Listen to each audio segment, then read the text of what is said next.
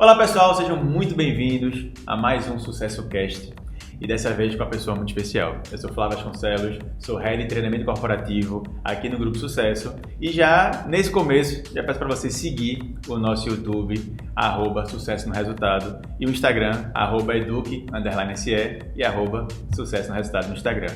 Então segue lá que tem muito conteúdo bom que vocês vão gostar, como essa conversa aqui, essa conversa com a Érica Rocha.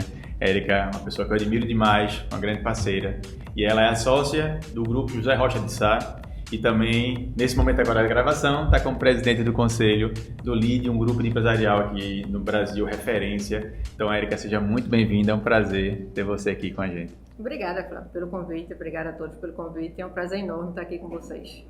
Bem, para a gente começar, eu queria já, nessa conversa, conhecer um pouco, e até um pouco, porque o podcast é rápido, mas da história, como é que foi criada a sua empresa, como você assumiu, como é que está esse desenvolvimento hoje do teu grupo. Eu sou a segunda geração, né? A empresa, na realidade, é um serviço de diagnóstico por imagem, que foi fundada em 1968 pelo meu pai, José Rocha de Sá. Ele é um radiologista e que montou a sua clínica chamada Clínica Radiológica e Ultrassonografia Limitada, que era na Avenida Visconde Suassuna. E ao longo da caminhada dele, ele trouxe o primeiro tomógrafo de corpo inteiro da cidade do Recife, onde foi colocado dentro do Hospital Português. E eu, na realidade, me formei em administração de empresa e fui para São Paulo fazer administração hospitalar. E quando eu retornei, tem até um episódio engraçado que eu fui para o grupo Brahma, trabalhar na Brahma, e ele me chamou e disse: "Você vai ganhar quanto lá?" Eu disse: "Eu vou ser trainee, vou ganhar X." Ele fez: "Vou dar o X para você ficar comigo." E foi quando eu comecei a minha caminhada. Ele já tinha esse tomógrafo no Hospital Português. No ano seguinte, nós colocamos também o primeiro tomógrafo no Hospital Santa Joana, na época chamado Tomocentro.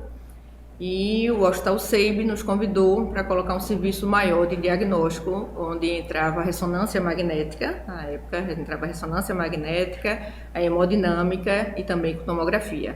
Então foi aí minha caminhada onde começou junto com ele na área de diagnóstico por imagem.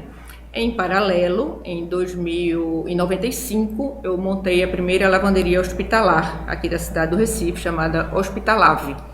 Eu realmente peguei uma oportunidade, porque eu já trabalhava na área de saúde junto com ele, então foi quando eu montei a primeira lavanderia hospitalar aqui da cidade do Recife. Bom, legal.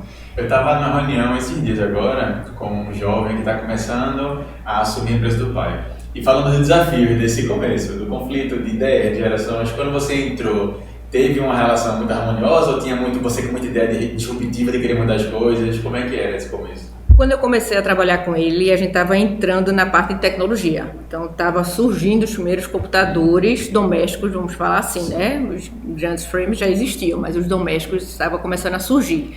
Então, eu acho que eu entrei nessa oportunidade, com essa visão um pouco mais, realmente mais moderna, mais de tecnologia, já que ele não tinha, né? Que é de outra geração. Então, foi quando eu entrei para trabalhar com ele, montando, vamos dizer assim, toda a parte de tecnologia da clínica, sistemas, junto com uma empresa de informática, claro que não é a minha praia de software, de desenvolvimento de software, mas pelo menos de usuário de software. Então, foi quando realmente ele me deu a oportunidade de começar a trabalhar com ele. Então, teve uma carta branca ali no começo para fazer e puxar mesmo, assim, com autonomia? Sim, tive realmente. Eu sempre tive uma boa relação com meu pai, assim, a gente sempre foi muito próximo. E realmente ele deu essa oportunidade nessa área de tecnologia e a coisa foi fluindo e eu fui assumindo junto com a tecnologia a área financeira, né? Porque toda a parte de processo financeiro com tecnologia fica mais fácil, com sistema, então a gente foi criando todo o sistema da clínica junto e a coisa foi realmente fluindo até eu virar uma sócia dele quando a gente foi botar o serviço de medicina nuclear, que é o CEMUP, foi quando ele me convidou para ir, a partir daí eu virei a sócia junto no serviço de medicina nuclear que a gente colocou junto.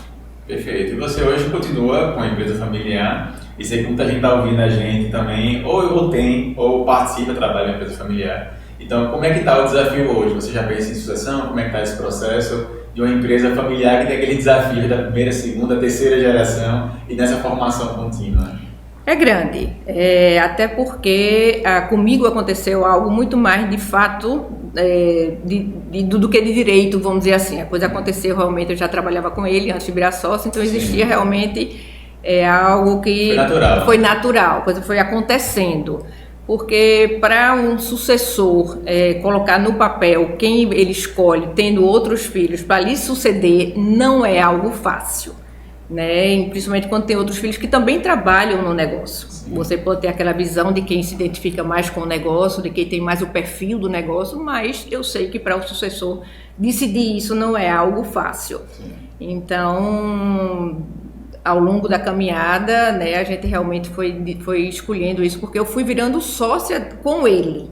Não foi uma sucessão de que a partir dali eu estou lhe passando o bastão. Eu fui virando sócio e fui crescendo na sociedade. Então, meu percentual foi, na realidade, crescendo. E à medida que a gente foi colocando novos serviços, porque eu entrei com ele primeiro na medicina nuclear. Depois eu montei também o Instituto Diagnóstico Zé Rocha. Então, minha participação já foi aumentando ali naturalmente, até realmente esse bastão ser passado propriamente dito. Perfeito.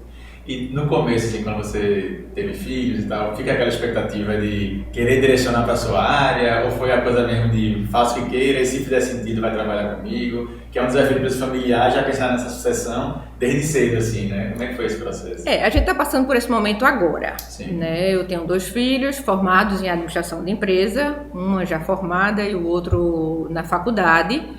E todos os 2 eles estão com caminhos próprios também, o que eu acho que para mim também foi muito bom. Eu tinha o meu negócio em paralelo ao negócio da família.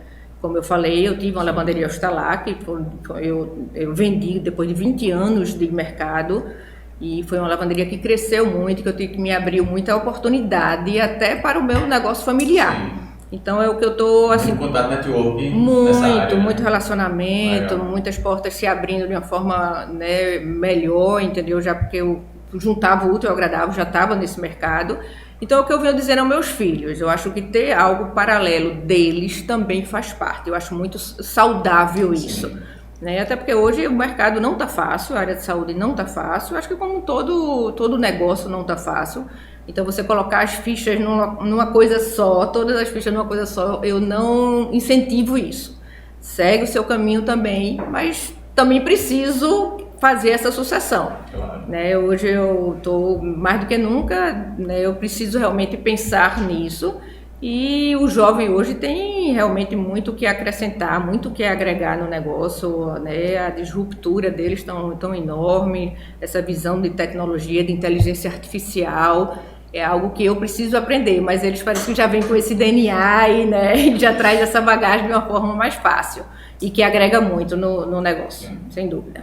E é legal essa visão, a gente entende que o jovem pode agregar, tem coisas que a nossa geração não vai ter, a próxima vai ter, tem coisas que a gente tem, a próxima não tem, então os 2 aprenderem com os outros é muito legal. Quando entra no conflito de gerações, né, aí fica ruim, né, porque a minha é melhor, a sua é melhor, e aí é péssimo. Eu acho que o respeito, né, Flávio, o respeito da bagagem que você já tem, eu sempre respeitei muito meu pai na visão dele, né? Até porque eu sempre entendi que o negócio quem montou foi ele, eu só estou aqui dando uma continuidade, né, ao legado que ele construiu. E eu acho que a terceira geração também precisa respeitar a segunda, que está fazendo o seu papel, para que a coisa realmente flua com naturalidade. Perfeito. Você trouxe um ponto aí essencial na nossa conversa, que é a parte de networking, da rede, e a lavanderia te abriu muitas portas e fez um relacionamento. Você hoje está no LEAD, e como é que foi para você entrar nesse mundo de relacionamento? O que é que te motivou a ir para grupos de empresários? Como é que você virou essa parte estratégica de estar num grupo desse para o teu negócio, para a tua vida como todo? Eu sempre fui uma pessoa na área financeira. Quem é na área financeira é muito back-office, né? Verdade. Então, eu precisava realmente sair um pouco mais. E o LEAD veio muito oportuno nesse momento meu. Eu estou no LEAD, o LEAD tem 12 anos, né? Eu estou no LEAD há 11 anos, então praticamente eu estou no início do LEAD, que foi no capítulo do LEAD Mulher, que veio, tem 11 anos já. E 12 anos aqui em Pernambuco, LEAD Pernambuco, não, em Pernambuco. Tem 12 anos aqui do LEAD Pernambuco, então eu estou desde o início do LEAD. E eu me sentia muito, exatamente isso, nessa necessidade de sair da minha zona de conforto. Nessa necessidade de sair da mesa do escritório e conhecer pessoas, se relacionar com pessoas de cabeças completamente diferentes, de ramos completamente diferentes, pessoas de empresas familiares, pessoas que estavam começando uma empresa, pessoas grandes CEOs. E foi muito bom para mim essa parte de relacionamento, de conteúdo também. O LEAD não é só network, o LEAD também tem um conteúdo muito grande. Sim. Nós trazemos grandes palestrantes para falar hoje de todas as áreas de atuação, seja ESG, seja financeira, seja política, seja comercial, seja familiar. Ele tem uma abrangência realmente assim, muito grande. Então, eu depois, logo quando eu entrei, depois de 3 anos, eu fui convidada para participar do Conselho de LEAD Mulher. Quando eu entrei no Conselho, depois de 1 ano, eu fui convidada para ser presidente do Conselho. E estou até hoje, estou há 9 anos como presidente do Conselho, mas é um prazer enorme para mim participar desse grupo, que realmente a cada dia a gente só tem a aprender com esse grupo de mulheres executivas, empresárias e homens também maravilhosos. Muito bom. Nessa parte também de ser mulher e a área de saúde talvez seja mais tradicional até do que muitas outras por aí. Como é que foi essa questão para você? Você está no grupo de mulheres, você escuta muitas histórias de mulheres e você é uma referência já, então ajuda já estar no grupo, já está num nível maior, ser uma referência nessa parte de autoridade, mas no começo como é que foi essa parte do mercado, você entrar, você falar com o fornecedor, você falar no geral, como é que foi a experiência sendo mulher nesse mercado de trabalho? Não vou dizer a você que é tudo normal, tudo acontece facilmente. Não, eu lidei muito desde o meu início com homens médicos. Então, médicos já tem aquela postura, né, um pouco mais difícil. E homens médicos existia realmente você precisava realmente trazer mais conteúdo para que fosse realmente escutado, né? Então, o que eu digo hoje, a próxima geração, todo mundo, é estudar. Entrar em cursos, se pós-graduar, se estudar, cursos, né, como de relacionamento, de conteúdo, de network, de oratória, o seu curso de comunicação, então foi fantástico, né? Eu recomendo a todo mundo, meu filho já fez, minha filha vai fazer em breve. Que realmente, eu digo a eles que foi engraçado, a gente chegava ali às 7 e saía às 10 e ninguém parava nem para tomar um cafezinho, né? Então você via que a coisa estava fluindo muito bem. E é isso, tá sempre buscando, tá estudando, tá aprendendo, porque a gente não se impõe, né? A gente vai naturalmente conquistando esse espaço. Seja homem, seja mulher, né? Hoje a gente tem que conquistar esse espaço, seja novo, seja velho, seja... Enfim, é uma conquista, não é uma imposição. Não é porque eu era filho do dono que eu conquistei esse espaço, até porque ele tinha outros filhos que também estavam no negócio. Então, eu fui conquistando o meu espaço por dedicação, por desempenho, por mérito, por estudo, por relacionamento, enfim, foi uma série de coisas que você vai fazendo ao longo da sua caminhada que vão realmente juntando e você vai chegando onde você almeja chegar, né? Perfeito. Antes de falar desse futuro já e até dicas, mas essa sua fala é muito poderosa dessa questão da educação, do preparo.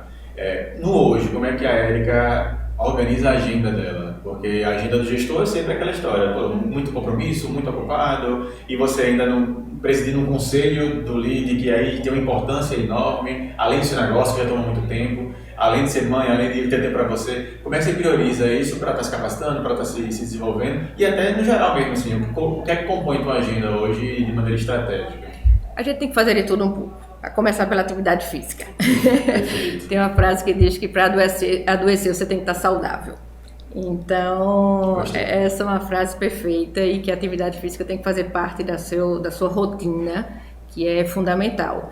E eu acho que tudo, na hora que você prioriza as coisas, você faz tudo, né? Dá pra você... Eu não sou workaholic que chega trabalho de 6 da manhã às 10 da noite, não. Eu acordo às 6 da manhã, faço minha atividade física, vou trabalhar, tem as agendas do líder que eu participo da maioria, quase todas eu realmente participo. Tento também me capacitar em lendo, estudando, fazendo cursos, como eu fiz o de vocês. Enfim, eu acho que a gente consegue fazer. Eu acho que é só uma questão de você sair criando uma rotina e dá para fazer sem maiores estresses. Dá para fazer a coisa acontecer. Perfeito. E essa parte do exercício o exercício tem pra gente a saúde mental, isso é muito importante. Porque eu tenho cada vez mais falado sobre alta performance. E performance não é só trabalhar 24 horas, ao contrário. Porque um atleta de alta performance, ele tem que descansar, senão ele se lesiona. Ele tem que ter um tempo para ele. E a gente é muito assim. A gente vê muitas doenças cada vez maiores de burnout, de estafa mental, depressão, tudo porque a pessoa não para. A pessoa já vai descansar se sentindo culpada, né? Porque vem aquela história, né, de trabalho enquanto eles dormem, estudo enquanto eles comem, você fica naquela paranoia e você não consegue descansar, isso é péssimo. Então é muito bom ver que a gente tem sim que descansar, principalmente quando quem está com a rotina muito ocupada. E teu corpo fala, né, Flávio? Teu corpo fala, é só saber escutar. Perfeito. Na hora que você para escutar teu corpo, ele fala de algum momento, né, ele dá o sinal de alerta, diz, ó, para um pouquinho, vai por ali, vai por ali. Viajar também é fundamental, viagem é cultura, viagem, né, você conhecer outra civilização, você conhecer outros locais, isso é importantíssimo para o teu desenvolvimento, crescimento pessoal. Eu sempre busquei muito viajar. Sim. Eu tive a oportunidade de morar fora, né, com 18 anos, eu passei um ano na Inglaterra, que para mim foi algo assim muito bom, até porque naquela época que eu fui, que foi em 87, não existia celular, então você ficava realmente... É um mundo que nem imagina mais, né? Você teve uma carta, eu vivia de carta mesmo, né? Ansiedade que meu pai me escrevesse, minha mãe me escrevesse, meus amigos, né? Porque telefone até era caro também, na Inglaterra tudo era muito caro, então até ligação era algo assim raro. Mas foi assim um momento que eu digo que foi uma mudança de chave na minha vida. Você vai uma pessoa e volta outra, sabe? Você vai uma menina e volta uma mulher, né? Meu filho teve a oportunidade de ir agora, passou 5 meses só, mas eu digo que ele foi um menino e voltou um homem, porque realmente é uma mudança muito grande na sua vida, não só de estudo, de língua, mas como pessoa. Sim. De saber se virar, de saber se comportar, de saber, sabe? Eu sempre falo isso, se você está num local estranho, você está numa estação de metrô, se eu ficasse ali sentada naquele banquinho, eu podia ficar 24 horas, 48, 72, ninguém ia chegar lá na minha mão e dizer, quer que vamos para casa, né? Não, na realidade...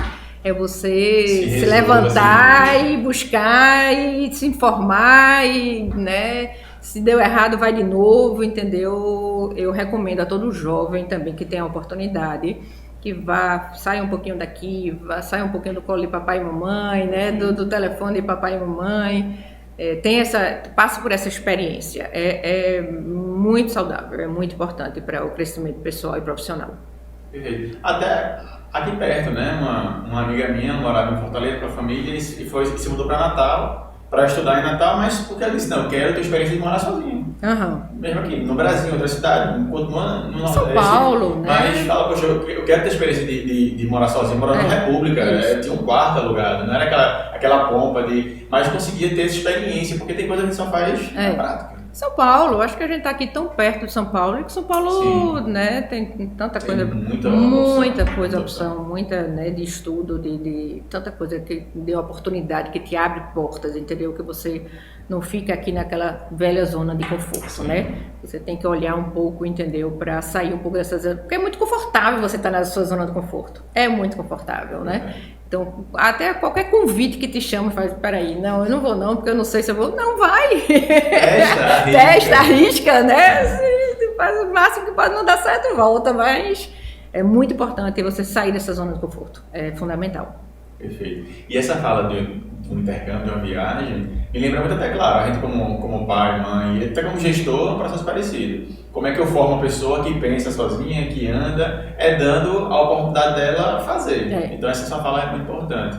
Eu tenho um filhinho de 1 ano, começou agora a andar, levanta, cai, e a minha filha de 6 anos quer ajudar. Eu fico tentando, quero segurar ele, eu solta ele. Mas ele vai cair mesmo. Faz parte. Porque não tem como ele aprender sem ser assim. Mesma coisa ela, quando ela pede para fazer alguma coisa para ela, eu digo, não, vou fazer não. Mas pai, eu digo, porque isso você pode fazer sozinho. Tudo que eu fizer para você, que você pode fazer sozinho, eu estou lhe atrapalhando, eu não estou lhe ajudando. Você cria dependência. E muitos gestores, eles gostam de um pouco de dependência, porque é aquela história. Eu dou autonomia, eu tenho medo do que vai acontecer, ou eu gosto do controle porque a pessoa está ali me pedindo ajuda o tempo inteiro. E mesmo que ele fique atolado, né, sem tempo para nada, tem aquela questão do ego, que é muito importante. Então, é um desafio nosso como pais, e como gestor dar espaço, vai pro mundo, anda, aprende sozinho. Você falando isso, fica independente da gente. Vou te dar um exemplo de como gestora, como eu faço, né? Eu tenho 6 gerentes e eles sempre chegam para mim com problema já com resultado. Quem fala, Érica gosta de... Eu trago o problema, já sei, trago o resultado. Exatamente, a gente tem que ensinar as pessoas a pensar. Não pode depender do que eu viajo, eu posso me ausentar por uma questão de saúde e tudo. Os gestores precisam pensar. Então, tem um problema, já trago o resultado e a gente vai discutir, né, esse resultado, se realmente é por aí ou não. Mas eu acho que é fundamental a gente, como gestor, ensinar as pessoas a pensarem no resultado do problema. Perfeito. Teve um treinamento que eu fiz lá em São Luís, com uma rede de funcionários. E o dia de treinamento pegou todos os gestores e a diretoria do grupo. É o maior grupo de funcionários que tem lá. E a gente parou eles o dia inteiro. Só que esse dia era Black Friday.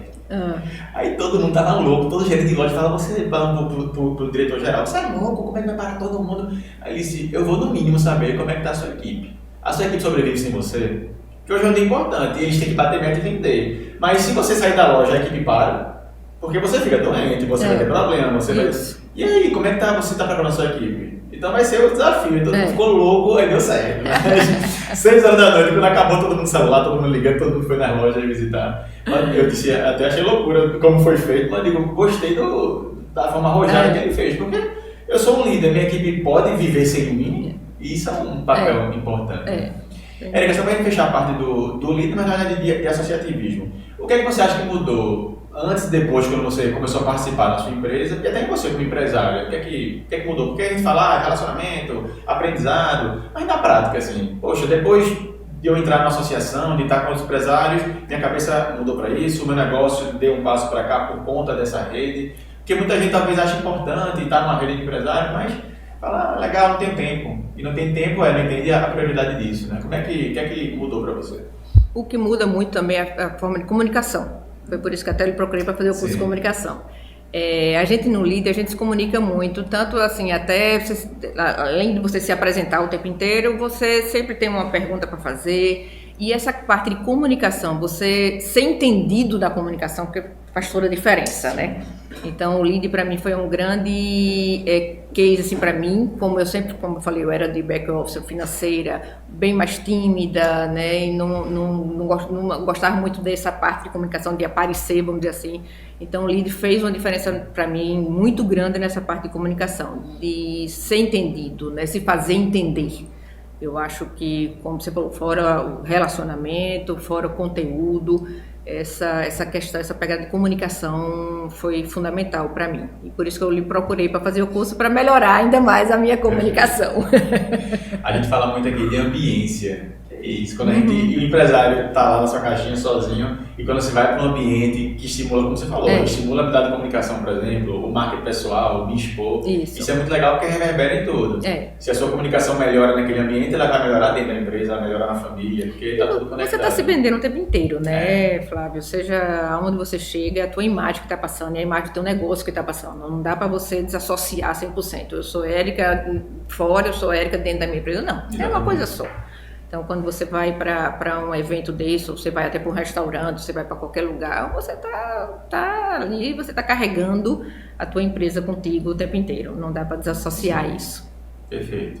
E para chegar na parte de futuro, a gente fala, você já tocou um pouco em IA, em tecnologia. Hoje esse mundo novo está dentro já do teu negócio? Já está vendo muita questão de IA, está usando ou ainda não? Ainda está mais no começo? Como é que você está vendo essa mudança tão rápida que a gente vê em processo em tudo, né? Vê em seleção, vê em gestão financeira, vê tanta coisa que está acontecendo. Como é que está essa tecnologia? Ainda está um pouquinho incipiente? Já está entrando mais no teu negócio? Como é que não, tá? A gente avançou, acho que 10 anos em na pandemia. Sim. Né? A pandemia foi uma mudança em todos os segmentos. Né? Para a área de saúde muito grande, educação, né? Para tudo foi realmente uma mudança muito grande. E a gente, obviamente, teve que acompanhar isso. Então, a gente até, graças a Deus, por sorte, a gente já tinha antes da pandemia, uns 3, 4 anos, a gente já tinha trabalhado muito esse laudo pela internet, você não precisar ir buscar, essa questão a gente já tinha trabalhado muito e durante a pandemia a gente intensificou isso. Sim. A inteligência artificial na área do diagnóstico veio e já faz parte também, muito grande, principalmente na parte de mamografia. e tomografia de abdômen. Eu fico vendo muitos posts no Instagram falando disso, né? Como a IA já identifica muito antes do médico de tudo já. Então, os equipamentos hoje, eles já vêm com esse software de IA. Dentro, exatamente. Entendeu? Já vem, nós adquirimos agora 4 novos ultrassons que todos já vêm com a inteligência artificial. Então, isso já está... Deixa eu te fazer uma pergunta polêmica. Pode fazer. Você falou agora, já me lembrei. Se fala muito de quantas pessoas vão ser substituídas, na verdade não pessoas, as profissões, porque a gente vai ter que se reinventar. E já se fala muito da questão do médico em si, do diagnóstico, porque você tem já IAs, e aí muito mais na Ásia ali rodando mais forte, mas tem muito IA que já faz o papel do médico, que já diagnóstico, identifica, muitas vezes com precisão maior. Você acha que o futuro do diagnóstico vai ser a gente falar com a máquina, ela falar tudo pra gente, ou a pessoa ainda humana é importante? Não Como é que você vê esse futuro? A gente na área de saúde e tudo, a inteligência artificial ela pode dar uma sugestão, mas jamais dar uma definição. Quem vai, na realidade, assinar aquele laudo é um médico, pessoa física, que está lá, que tem um CRM, que tem um RQE, entendeu? Que tem uma qualificação na área de diagnóstico, na área da radiologia, para poder realmente assinar. A inteligência artificial, ela não assina, nem responde. Então, hoje, mas você não acha que vai chegar um momento que a gente vai confiar mais na opinião daquela máquina do que do médico? Mas você acha que vai chegar esse momento dessa transição? Né? Aí vai ter que ter também a questão da responsabilidade civil, sim, né? Aí é uma outra discussão jurídica, né? Você não pode simplesmente, foi a IA que respondeu, tá? E quem é o responsável juridicamente por isso? Então, eu acho que a gente usa a IA, sim, como um auxílio, como uma ajuda, uma ferramenta, exatamente. Não como uma posição final, entendeu? Não como assinatura final, jamais. Então, o médico sempre vai existir, né? O diagnóstico final realmente é dele. Ele pode usar todas as ferramentas disponíveis, mas a palavra final é dele. E tem que ser. E aí toda essa questão jurídica vai ter que ser estudada, vai ter que ser aprimorada, né? Porque até na parte jurídica, você fala, hoje se você pedir ao ChatGPT para fazer um contrato ali, ele faz um contrato para você perfeito. Mas depois, se tiver alguma cláusula ali, você vai responsabilizar quem? Então, você pode até pedir para um advogado dar uma olhada e o advogado vai dizer, é isso aí, ou então não é, entendeu? Tem que ter uma pessoa no final para se responsabilizar por aquilo ali que está escrito, né? Colocado no papel. Exato. Eu lembrei agora que há um mês atrás aparecia uma propaganda para mim de um sistema aplicativo que era para ler o seu exame de sangue. E aí, todo mundo nos comentários meteu o pau, reclamar, falava, mas é próprio médico, que absurdo, você vai ter um aplicativo para ler isso. E era todo mundo reclamando. Aí, uma semana atrás apareceu de novo, eu fui ver. Aí eu vou logo nos comentários. Ninguém mais estava reclamando, todo mundo estava falando, é só jogar no ChatGPT. Aí disse, cara, vê a mudança. Antes era absurdo um aplicativo que me dá isso, mas mudou tanto essa questão da IA que a pessoa joga no ChatGPT. Só que tem muito erro ali no ChatGPT, né? A IA a gente não pode confiar com 100%. Então a sua fala é muito interessante, a gente não, vamos procurar um médico que entenda aquilo, porque é diferente. É uma ferramenta e é aquela história. Se eu entendo daquilo, de um contrato, eu entendo da área jurídica, eu faço um contrato e eu posso revisar. Porque eu sei o que está certo e errado e já facilita muito o meu trabalho. Se eu não tenho nenhuma noção jurídica, eu não posso revisar, porque é impossível saber se está certo e errado. Tanto que quando você vai fazer, se você for no laboratório, você tem que ter uma requisição médica. Se você vai fazer algum serviço de imagem, seja um raio-x, você tem que ter uma requisição médica. Sim. Então, todo paciente precisa, como a gente fala, ter que ter um maestro, que é um médico, que solicita. Até porque depois, você vai fazer o que com esse exame? Né? Você tem que levar para alguém para poder, né, ver a conduta médica, entendeu? Então, não é você vai levar para a inteligência artificial depois para ela dizer o que é que você vai fazer, quem vai procurar, não. Então, acho que na medicina é muito importante realmente que o paciente, ao sentir algum sintoma, procure um médico e o médico seja o teu maestro para conduzir o que tem que fazer. Não vá para o ChatGPT, não vá para o Google. Você pode até depois ir para ver, estudar, ver os casos, mas procure um médico, que é fundamental.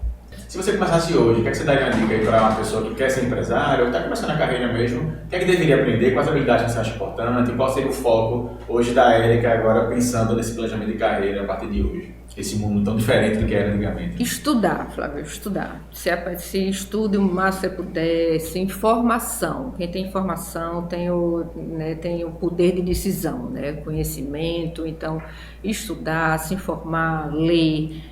Não fique só no celular. Hoje, infelizmente, o celular é muito... As pessoas sabem tudo superficialmente, né? Mas ninguém sabe de nada. É só a manchete do jornal. O celular hoje é uma manchete de jornal, né? Então, o que eu tento passar para os meus filhos, vamos dizer assim, para essa geração que eu converso muito, os amigos dos meus filhos, estudem. Se façam um curso que puder fazer. Eu casei tarde, eu casei com 30 anos, mas eu digo que foi assim muito bom para mim, porque eu pude fazer muita coisa antes de casar, antes de ter filho, pude trabalhar, né, investir na minha carreira, no que eu queria fazer, no que eu queria ser, vamos dizer assim. Então, eu digo o tempo inteiro, conhecimento é fundamental. Não fique só sendo assim, genérico, sabendo tudo de tudo superficialmente, porque o conhecimento é tudo para ter realmente uma carreira, né? Minha filha agora abriu uma empresa e aí ela começou a empresa e disse: qual é o produto da sua empresa? Você tem que ter um produto para poder vender. Se você não tem um produto, você não vende. Você vai vender nada, você vai falar, eu faço isso, faço aquilo. Não. Tem que ter um produto. Então, o produto é o teu conhecimento. É o teu estudo, o teu conhecimento, é o que você carrega para você, que isso ninguém te tira. É o que eu digo a todos os jovens: estudem. Perfeito. E até juntando esse estudo com a parte de IA, ChatGPT, a gente até está num momento muito polêmico, diferente assim, da educação no mundo, porque a gente tem agora uma fonte de pesquisa mais rápida que já existiu. Antes era pegar a Barça, pegar um livro, pesquisar pela letra o que é. Depois o Google facilitou muito, eu pesquiso e tem 1000 opções. O problema é que o ChatGPT me dá uma resposta, né? Ele dá uma mensagem, uma pergunta. Dizem que o profissional do futuro não é o que vai responder, sim como perguntar. Exato, é saber perguntar. É saber perguntar. E ter criticidade. Quando você pede para os seus gestores eles trazerem uma solução, ele tem criticidade, de saber o problema e pensar. E a gente aprendendo a pensar, a gente vai saber usar ferramentas. Senão a ferramenta usa a gente. Você vai repetir o que está lá no ChatGPT. Que é o que mais acontece nas redes sociais. Para você saber perguntar, você tem que ter conhecimento. Você não pergunta o que você não conhece. Exatamente. Senão você não é uma pergunta genérica que não vai responder nada, entendeu? Então é isso, a gente tem que aprender, conhecer, para poder questionar, para poder perguntar, para poder... Aquela história, né? Quando o aluno não pergunta nada depois de uma aula... É porque ele não sabe de nada. Ele entendeu tudo, não entendeu nada. Porque ele não sabe de nada. Tem uma dúvida, a chance maior que ele entendeu, né? Porque ele entendeu tudo assim. Mas isso aí, exatamente. Minha mãe sempre dizia isso. Fez alguma pergunta? Não, então não está sabendo de nada. Porque se souber de alguma coisa, tem uma dúvida. Perfeito. E a gente vai aproveitar também, claro, eu tive a honra de ter você no curso da gente, que é a Jornada do Comunicador. E quando você já, uma empresária já muito tempo de estrada, com sucesso já, empresa grande, no lead, você falou: poxa, eu tive essa necessidade de desenvolver essa comunicação. Como é que foi para você a parte de comunicação durante a tua trajetória na faculdade e depois que chegou nesse momento? Como é que era a necessidade que tinha de se comunicar antes? Mas no back-office você falava tanto, estava ali no financeiro e tal, e aí quando entrou no lead teve uma necessidade maior, assim. Como é que foi essa mudança e o que tu sentiu quando disse: caramba, agora tem que me expressar, tem que me expor? Como é que foi isso? Foi por isso que eu fui até você, a sua empresa, né? Exatamente por isso. Meu menino já tinha feito aquele do final de semana e tinha falado super bem. E eu tinha necessidade de fazer algum curso de comunicação, de oratória também, tenho vontade de fazer, né? Porque eu tinha essa necessidade de me comunicar, de ser entendido. Eu acho que, não sei se você lembra, durante o curso eu falava coisa muito pragmática, né? E tem momentos que você tem que falar um pouco com menos pragmatismo, né? Tem que se expressar melhor. Então eu tinha essa necessidade. E o curso, sem dúvida, foi muito bom. Não sei se você lembra no começo, quando eu falo dinâmica, eu disse: meu Deus do céu, ela vem dinâmica. Eu tinha favor a dinâmica, porque você bota você à prova, né? Sabe aquele negócio? Não, eu entendi tudo, tá ótimo, ir embora era fácil, né? Já anotei. Na hora que você vai pra dinâmica, você vai ter que provar que você aprendeu, né? Mas aí foi muito bacana, porque você vai exatamente também... É um exercício, né? Sim. É um exercício. Comunicação é um exercício, relacionamento é um exercício, tudo na vida é um exercício, né? Então, o curso para mim foi muito bom, foram 4 meses, 4 né? meses. De uma aula por semana, como eu falei, de 7 às 10, que você não vê o tempo passar.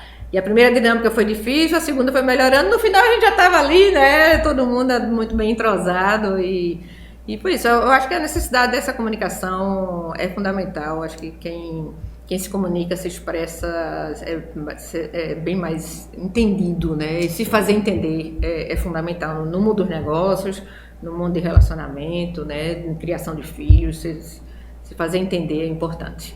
E no mundo cada vez mais radicalizado, não só na política, está quase em tudo assim, né? A comunicação assertiva é um desafio grande. Você falar e o outro realmente entender o que você queria falar, porque tudo é distorcido de maneira geral. Essa parte dinâmica me lembrou uma reunião que teve essa semana com uma empresa de tecnologia grande que eles estão fazendo uma universidade corporativa.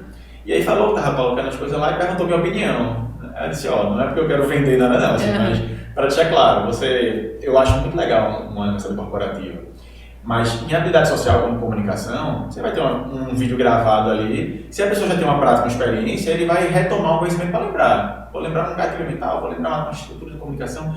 Mas quem não tem nada, quem está travado, quem nunca se expressou direito, não vai aprender naquele vídeo. Aí você pegar um vídeo e falar aqui, como pedalar. Assiste 5 horas de aula como pedalar, aí você vai cair, você vai ficar seguro. Então, eu falei lá, realmente, eu digo, é legal como um suporte, mas faça momentos presenciais, porque acho que até pós-pandemia a experiência presencial ficou mais valorizada, mas como experiência. A gente tem uma paciência para coisa chata presencial. Uma reunião pode ser online, pode ser uma mensagem, porque a gente não quer perder mais tanto tempo. Mas ao mesmo tempo, aquele olho a olho, aqueles eventos presenciais, você se encontrar, é outra experiência, é outra coisa.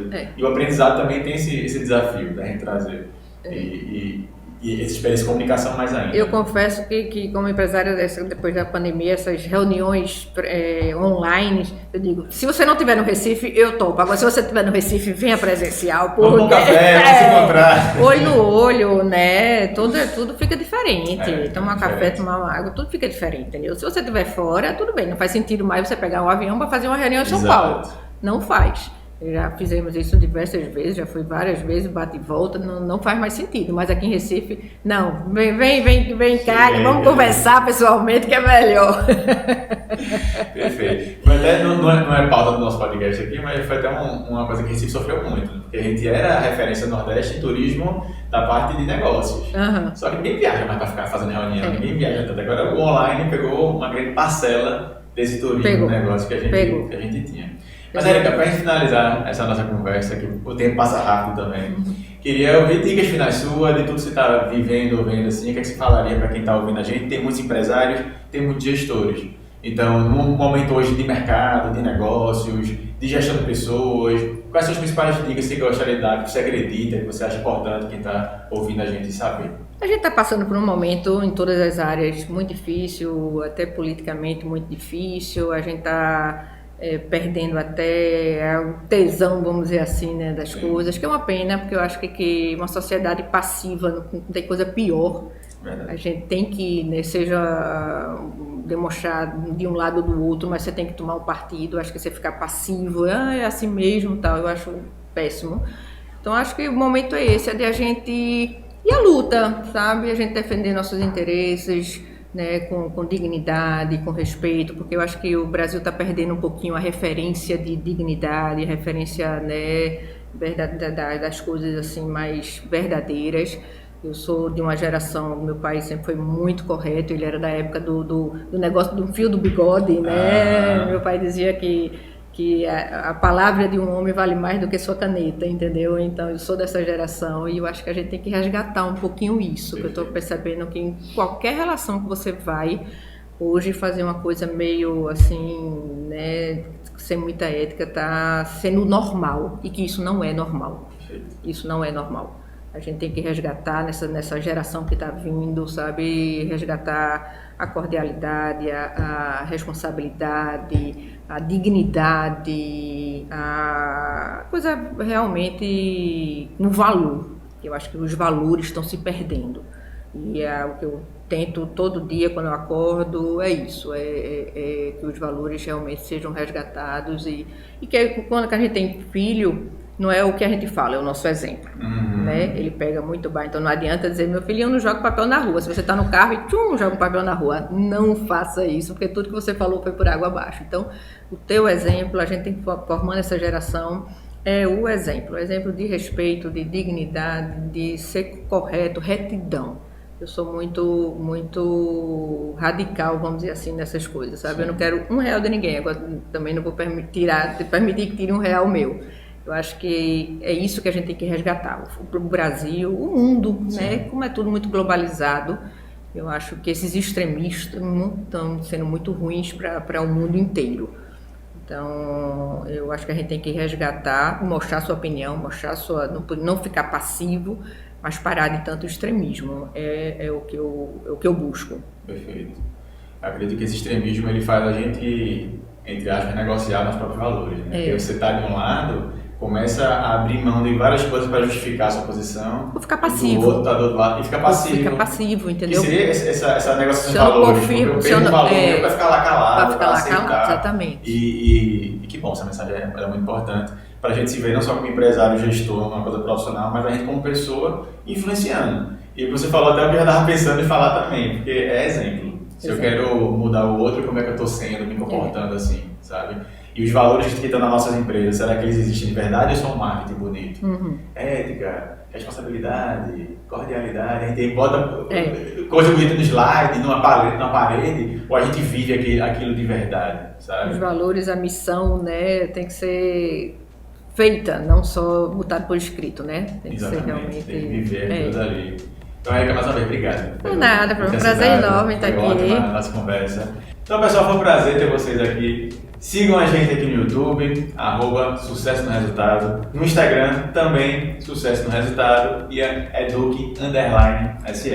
Desejo muito sucesso para você. Compartilhe, curta e, claro, espero você no próximo Sucesso Cast.